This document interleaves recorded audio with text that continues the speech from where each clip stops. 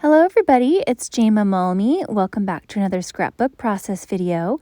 In this video, I am playing with a bunch of paper scraps. So I cut everything to 6 inches in length, and then I cut various widths. I didn't measure or anything, I just wanted a variety of widths. And then I also used a scrap by using my old calendar page, which is on a thicker paper. You could also use typing paper if you want this to be thinner. But this worked for me, and then I cut it to 6 by 12, and I'm adhering a bunch of adhesive here, and I'm laying the scraps down. I first laid the scraps in the order I wanted to make sure all of the colors were spaced out properly and looked good, and then I went to town gluing them down. So I'm going to turn one of these into the scrapbook layout today. And so there we go with both of those. I got this idea from Trina, who I will link to below. She is the master of using scraps, and she is so creative in all of her creations. So please go check out her blog. So I'm using one of these other papers from the Brushed paper collection, which is this paper that I've used here. And since that was kind of an ombre paper, the first strip I cut off was too red for my liking, so I cut one that was a little bit more pinky. And I'm cutting my photos down just a little bit smaller than 4 by 6, I think to 3 3/4 by 5 3/4. And then that way they'll fit on my 4 by 6 photo mat here. And then I'm going to play around with the matte colors that I want around these photos. So I'm going to pull over some different colors of cardstock here and hold them up to see what I like up on the layout. I wanted to bring in some brighter colors, so I ended up going with the yellow and the pear.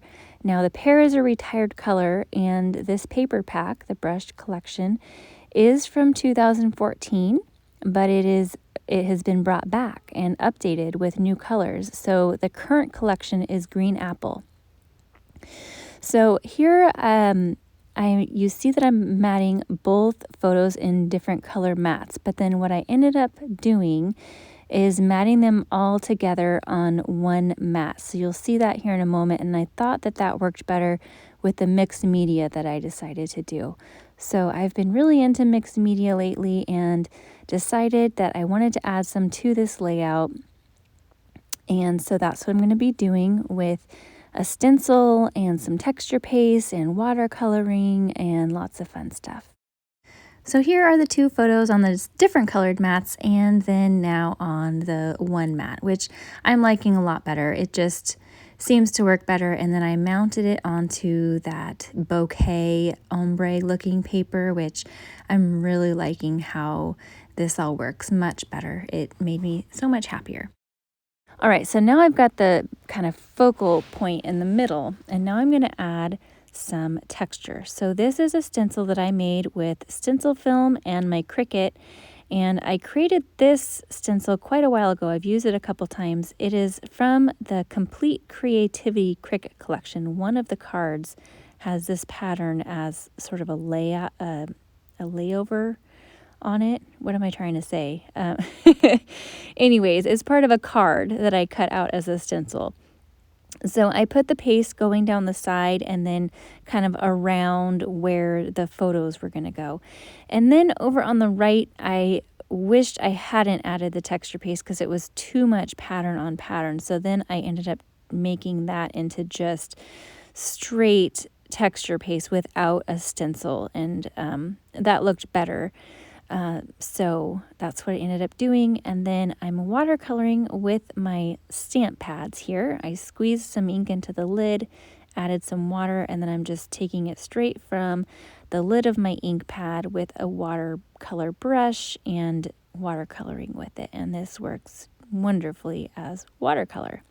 And then you have all of the same colors as you would in your regular inks that you could use for stamping, and also I know that it matches the paper that I use because it's the same colors of ink as in the paper. So I went with yellow, and I believe it's canary and pear first, and then I ended up adding some pink which I believe was Pixie, around there as well, and I wanted it just to pop out from behind that photo.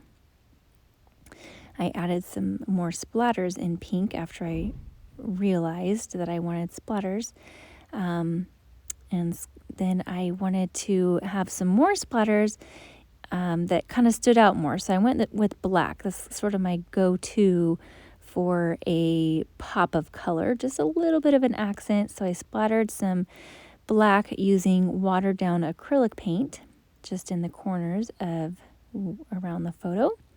And I like how that looks.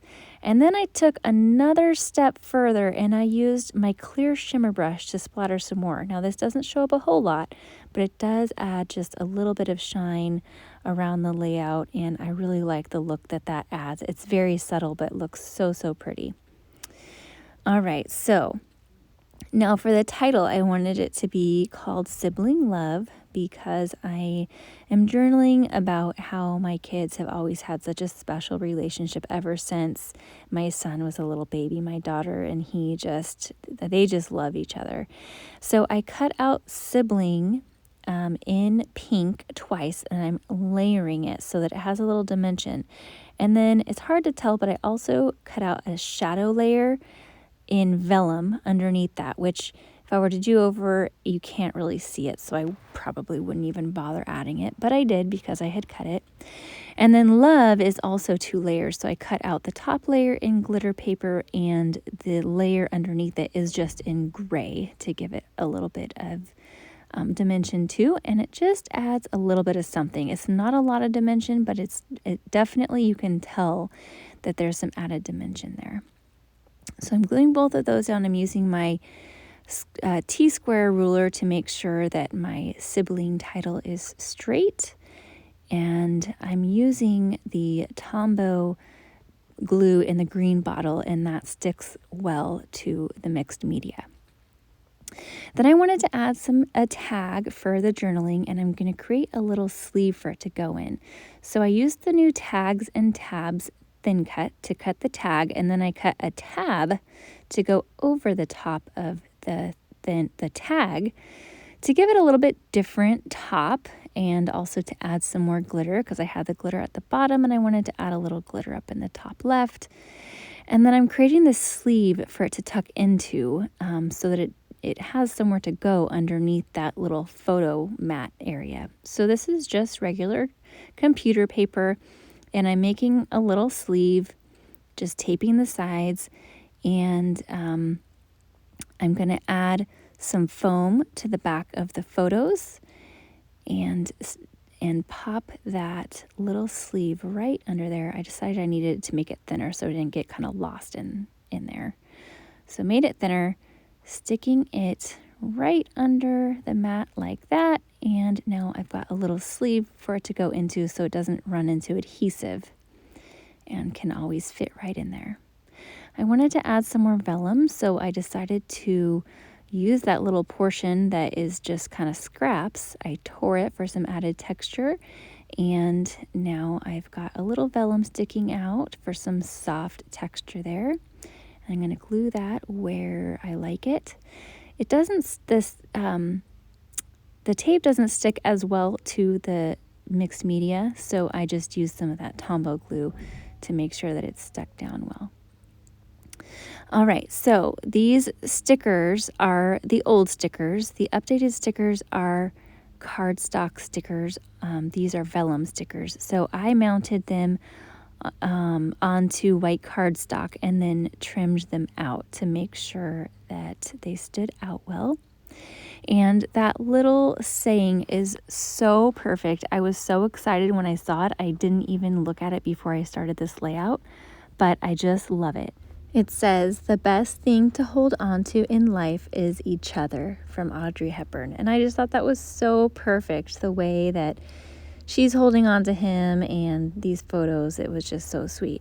So I pulled out a bunch of product from my stash, and it was so fun to be able to pull out a lot of old embellishments that I hadn't used in a while. And I fussed a lot with placement. Please tell me, you guys, that I am not the only one that fusses and moves things around over and over again to get the right placement.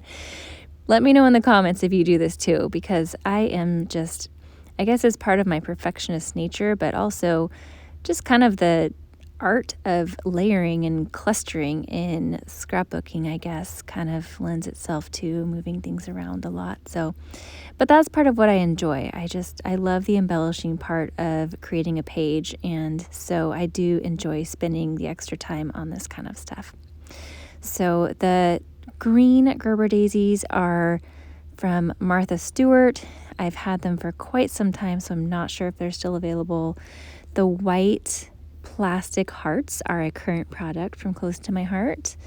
Those puffy butterflies are a retired Close to My Heart product, and then these pink flower gems are a retired Close to My Heart product that I stocked up on back in the day, and I'm still using them and loving them. But I'm basically just making sure everything on the page is balanced, that I have silver glitter throughout the page so that your eye moves around evenly, sees the pictures, and it just looks balanced. You've got all the colors balanced and textures balanced and so on. So I'm covering the centers of those flowers because they were a copper glitter and it clashed with a silver glitter, heaven forbid. So I just covered those up with a pink gem, and then I'm tying some white cotton ribbon to the end of this tag and just fraying the ends a bit. And that's where I will journal on. And by the way, that ribbon is dyeable. You can dye it with your inks or sprays or watercolors or anything. It takes the color really nicely. Then I took some silver sparkles and scattered them throughout the page, making sure they related to a cluster or title or such to kind of bring everything together. So this layout has a lot going on. There's a lot of detail, but it all looks very balanced and looks cohesive. Here are some close-ups for you to look at. See all that detail. I hope that this page inspired you in some way, and if it did, I would love for you to let me know below what your favorite part was or what you want to try. And if you enjoyed this, I hope you will subscribe to my channel and be sure to hit that notification bell next to the subscribe button to be notified when I post new videos. Thank you so much for watching. All products are linked below as always, and I hope you have a wonderful day.